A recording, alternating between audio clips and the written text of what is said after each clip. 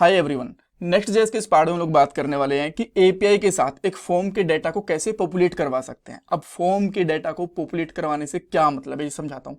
बहुत बार आप लोगों ने देखा होगा किसी वेबसाइट के ऊपर कि जैसे आप एक फॉर्म ओपन करते हो ना, तो बहुत सारी इनपुट बॉक्स की वैल्यूज वहां पे प्रीफिल होकर दिख जाती हैं, पहले से उनके अंदर डेटा होता है। तो इस चीज को हम लोग बोलते हैं कि एक फॉर्म का डाटा पहले से ही पॉपुलेटेड है। फॉर्म या इनपुट फील्ड्स डेटा जो आपको यहाँ पे दिख रहा है, और पॉपुलेट का मतलब कि पहले से ही आके बाइंड हो रखा है यहाँ पे। All right. अच्छा, अब एक यूज केस पूछ सकते हो कि ऐसा हम लोग क्यों करेंगे, किस केस के अंदर करेंगे। तो बहुत बार ऐसा होता है कि आप किसी एक प्रोडक्ट को, एक यूजर को, किसी भी एक डिटेल को आप अपडेट करना चाहते हो। फॉर एग्जांपल आपके पास यहाँ पे प्रोडक्ट की पूरी लिस्ट है और यहाँ पे सबके सामने एक एडिट का बटन है। जैसे आप एडिट के बटन या फिर उस आइकन के ऊपर क्लिक करते हो तो आप एक न्यू पेज के ऊपर जाते हो, जहां पे ये सारी की सारी वैल्यूज आपको इनपुट फील्ड के अंदर दिखेंगी। आप इनमें कुछ चेंज कर सकते हो और बाद में अपडेट वाले बटन पे जैसे क्लिक करोगे तो आपका डेटा अपडेट हो जाएगा। ऑलराइट, सो ये एक बेस्ट एग्जांपल होता है। पहले से ही प्री फिल करके हम इसलिए रखते हैं ताकि हमें पता चल जाए कि अच्छा, पहले इस प्रोडक्ट की ये वाली वैल्यू थी, ये वाला प्राइस था, ये वाला कलर था, ये वाली कैटेगरी थी, और अगर आप चेंज करना चाहते हो तो क्या उसके अंदर चेंज हो जाएगा। ऑलराइट।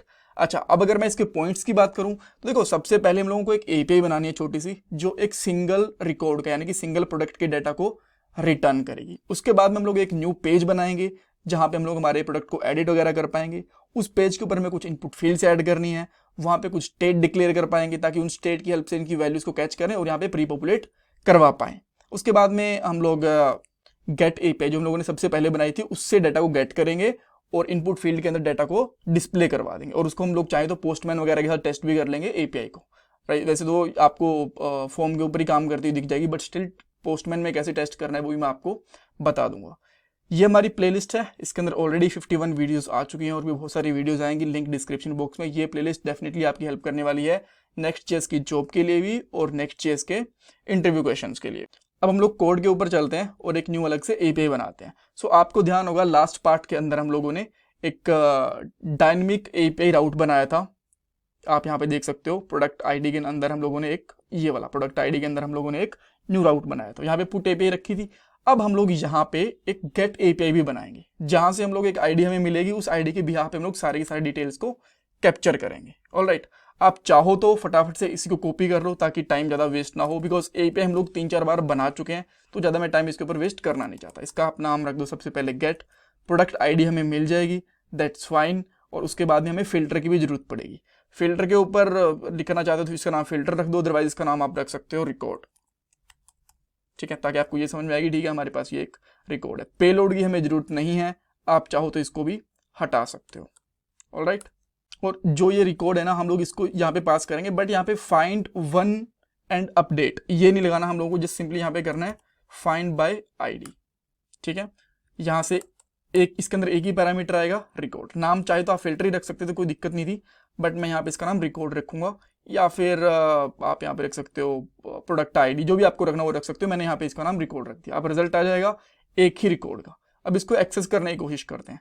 पहली बात तो एक्सेस होगी कैसे, इस एपीआई के ऊपर जाने के लिए आपको सिंपली लिखना पड़ेगा लोकल होस्ट एपीआई। अच्छा, उसके बाद में प्रोडक्ट्स है, प्रोडक्ट है, ये मुझे चेक करना पड़ेगा, प्रोडक्ट्स है, एंड देन उसके बाद में जो भी आपका प्रोडक्ट होगा, लेट्स से कि एबीसी। अब इसका डाटा तो हमारे पास होगा, बट एबीसी से पहले आपको ना यहाँ पे एक आईडी भी प्रॉपर देनी पड़ेगी। ऐसे कोई आईडी नहीं दे सकते जैसे कि हम लोगों ने भी एबीसी दे दिया, इसने एरर दे दिया। रीजन बीइंग, जो हमारी मोंगोडीबी की आईडी होती है ना, वो कैसी होती है वही आपको देनी पड़ेगी। मैं आपको एग्जांपल देके दिखाता हूँ। यहाँ पे जाता हूँ मोंगो एटलस के ऊपर, जो टूल हम लोग यूज कर रहे हैं। राइट, थोड़ा टाइम लगेगा बट दैट्स ओके। एक एक चीज हम लोग अच्छे से डिटेल में चेक करें। ऑलराइट, सो हमारा अभी जस्ट टीबी लोड हो रहा है। इसके ऊपर बाद में ब्राउज के ऊपर जाएंगे और यहाँ से कलेक्शन की आईडीज अगर चेक करें तो देखो आईडी हमारी इस तरीके की होती है, ठीक है, एबीसी नहीं होता, तो हमें कोई ऐसी ही आईडी पास करनी पड़ेगी। मैं इस आईडी को यहाँ से कॉपी करता हूँ एंड डायरेक्टली इसको यहाँ पे पेस्ट करने की कोशिश करता हूँ। एंड देखो हमारे पास रिकॉर्ड ये आ चुका है।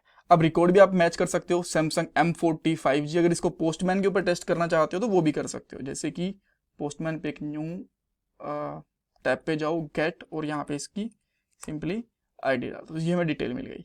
अब अगर मान लो मैं किसी और प्रोडक्ट की डिटेल निकालना चाहता हूँ, फॉर एग्जांपल मैं चाहता हूँ कि मेरे पास OnePlus 11 की डिटेल्स आए, ठीक है, तो मैं इसको कॉपी करूँगा यहाँ से और इसके अंदर जो आईडी है इसको पास कर दूंगा। देखो हमारे पास 1+ की डिटेल आ गई। सेम चीज़ आप पोस्टमैन के ऊपर भी चेक कर सकते हो, जस्ट आईडी डालो और हमारे पास यहाँ पे 1+ की डिटेल आ गई। परफेक्ट। सो एक यूजर की डिटेल हमारे पास आ गई। इस एपीआई को हम लोग यूज कर सकते हैं एक फॉर्म के डाटा को प्रीफिल करवाने के लिए, ठीक है। बट हमें यहाँ पे एक लिंक चाहिए और एक अलग से पेज भी चाहिए रिडायरेक्ट करने के लिए। सो अब मैं क्या करता हूँ, जो हमारा प्रोडक्ट वाला पेज था ना, ये वाला, इसके अंदर एक और अंदर से इसके राउट क्रिएट करता हूँ। उसका मैं यहाँ पे नाम रखता हूँ। और जब हमें डायनेमिक कभी राउट क्रिएट करना होता है पेज के लिए भी चाहे एपीआई के लिए भी, तो हम लोग यहाँ पे उसको ब्रैकेट के अंदर लेते हैं। यहाँ पे कर देता हूँ प्रोडक्ट एडिट, या फिर एडिट प्रोडक्ट कर देते हैं। ऑलराइट। और अगेन इसके अंदर फिर हम लोग एक पेज बनाएंगे, page.js। अब मैं इसको फटाफट से पूरा करना चाहता हूँ, बिकॉज देखो हम लोग ये ऑलमोस्ट सिमिलर ही रहेगा जैसा आपको यहाँ पे ऐड प्रोडक्ट दिख रहा है। ये फॉर्म तो सिमिलर ही रहेगा, ताकि फटाफट से काम कंप्लीट हो पाए। मैं इसको कॉपी कर लूँ एक बार के लिए, राइट, बिकॉज ये सारी चीज़ तो हम लोग देख ही चुके हैं। सो यहाँ पे आके मैं इसको पेस्ट कर देता हूँ। जैसे ही पेस्ट करूँगा तो आपको कुछ एरर्स भी दिखेंगे यहाँ पे। जैसे कि पहला एरर आपको ये दिखेगा, जैसे ही मैं यहाँ पे वापस से जाता हूँ अपडेट के लिए,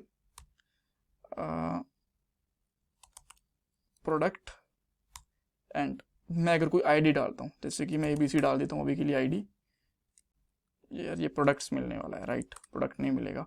तो देखो इसने बोला भाई अभी स्टाइल रिजोल्व नहीं हो सकते। रीजन बीइंग हम लोगों ने एक अंदर फोल्डर में डाली है स्टाइल को, तो स्टाइल का थोड़ा सा पाथ चेंज हो जाएगा, हमें 2 पाथ बाहर जाना पड़ेगा। जैसे हम लोग यहाँ पे आएंगे तो अब इसने देखो क्या दिखाना स्टार्ट कर दिया, ऐड प्रोडक्ट। बट ये ऐड प्रोडक्ट वाला पेज थोड़ी है, ये तो एडिट वाला पेज है। तो मैं यहाँ पे करूंगा अपडेट कर देता हूँ। अपडेट एक अच्छा वर्ड है एडिट की बजाय, ठीक है। और यहाँ पे कर देता हूँ अपडेट प्रोडक्ट। अभी ऐड प्रोडक्ट वाला हमें इसकी जरूरत नहीं है, इसको मैं यहाँ से हटा देता हूँ, बिकॉज ये एडिट वाली यहीं पे हम लोग नेक्स्ट वाले पार्ट में इंटीग्रेट करने वाले हैं, ठीक है। तो इसको मैं यहाँ से गायब कर देता हूँ। अब वापस आएंगे तो आप यहाँ पे देख सकते हो अपडेट प्रोडक्ट, और ये सारे प्रोडक्ट के हमारे पास यहाँ पे नाम भी आ गए। अब देखो ये राउट कहाँ से आना चाहिए, जो ये लिस्ट है यहाँ से आना चाहिए, और यहाँ पे आईडी भी पास होगी इसकी, तो वो चीज़ भी हम लोग कर लेते हैं। सो अब मैं यहाँ पे आता हूँ प्रोडक्ट वाले के ऊपर, और जो लास्ट हमारे पास कैटेगरी है ना, इसके ऊपर मैं यहाँ पे एक लिंक बना देता हूँ।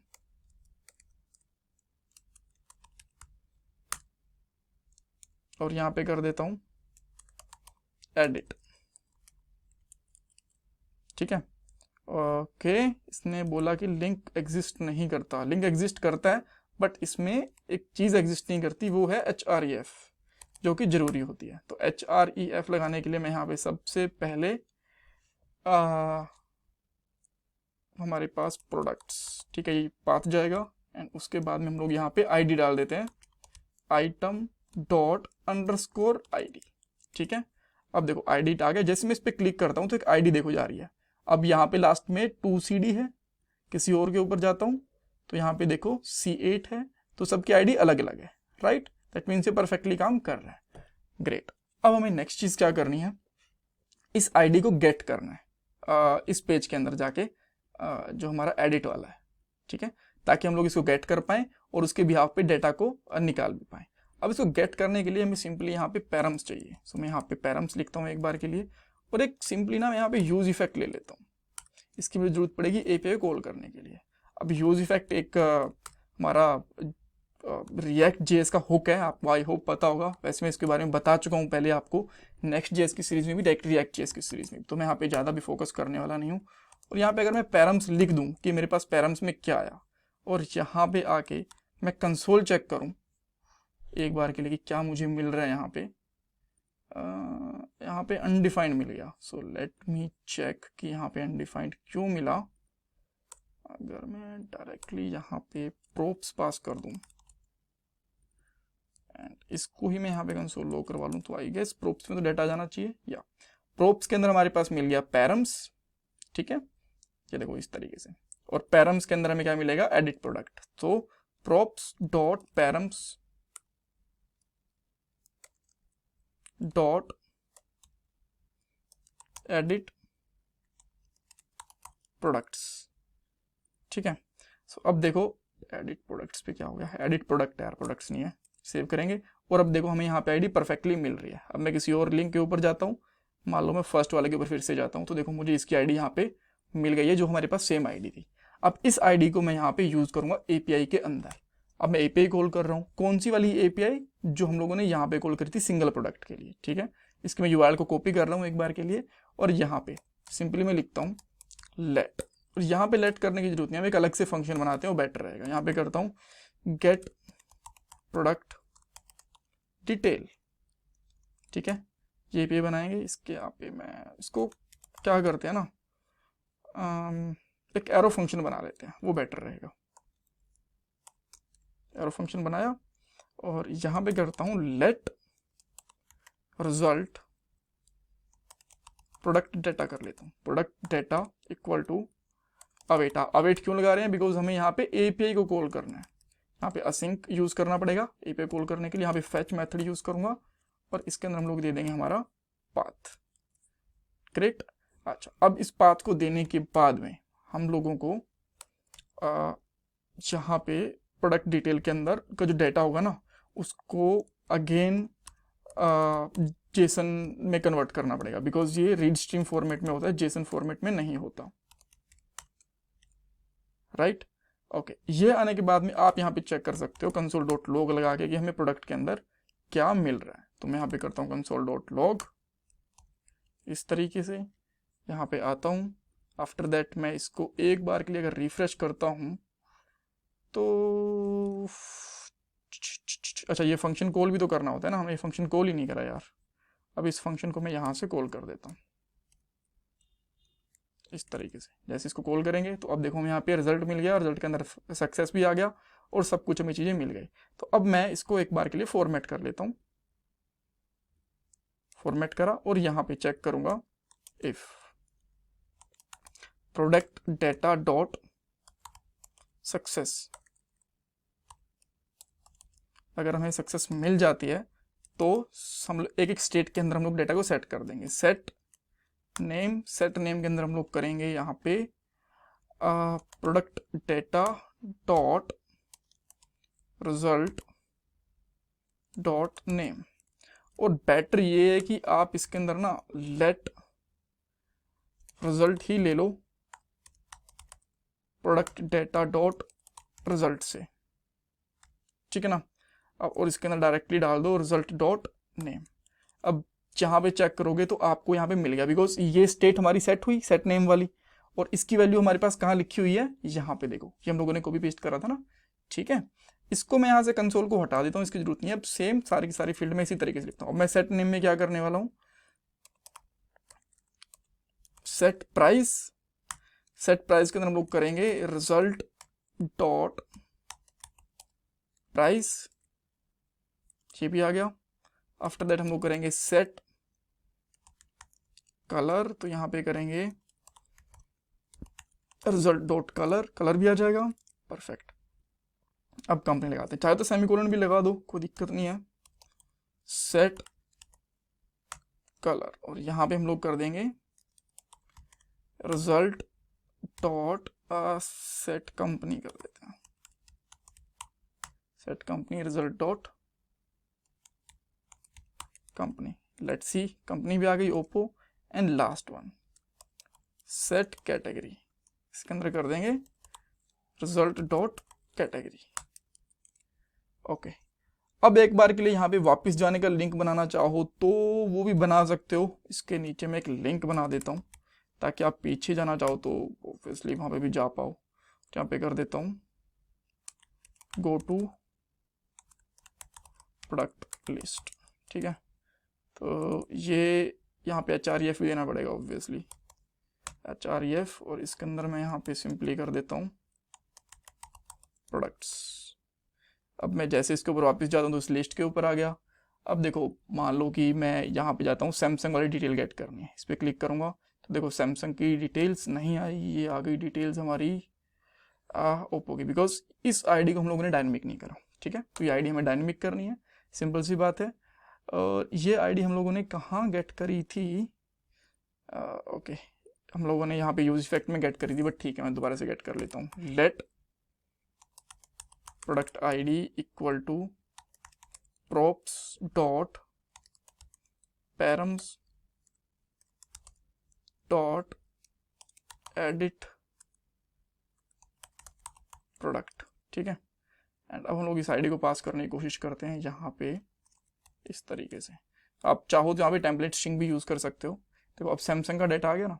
अब मैं किसी और पे जाता हूँ, मान लो मैं एप्पल का जो मैकबुक है इसका डाटा गेट करना चाहता हूँ। तो देखो मैकबुक का डाटा आ गया, वापस से जाता हूँ। अब मान लो मैं ओप्पो का डाटा गेट करना चाहता हूँ, ओप्पो का आ गया, वापस से जाता हूँ। अब मैं ये सैमसंग नोट 5 का डाटा गेट करना चाहता हूँ, इसका डाटा आ गया। ऑलराइट, तो हम लोगों ने फॉर्म को प्रीफिल करवा लिया।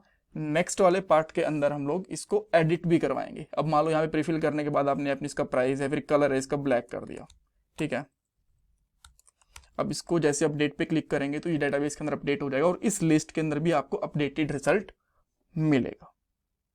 Cool, that's all for this part. कुछ डाउट है, कुछ कंफ्यूजन है तो मुझे नेक्स्ट वाले पार्ट के अंदर आप कमेंट सेक्शन के अंदर मुझे पूछ सकते हो। एंड मैं आपसे रिक्वेस्ट करूंगा कि प्लीज़ वीडियो को लाइक करो, चैनल को सब्सक्राइब करो, कमेंट सेक्शन में फीडबैक दो, बिकॉज इससे आपको कुछ फर्क नहीं पड़ेगा बट मेरी वीडियो और लोगों तक पहुंच पाएगी। और ये मेरा पेटीएम का डोनेशन नंबर भी है। Thank you everyone.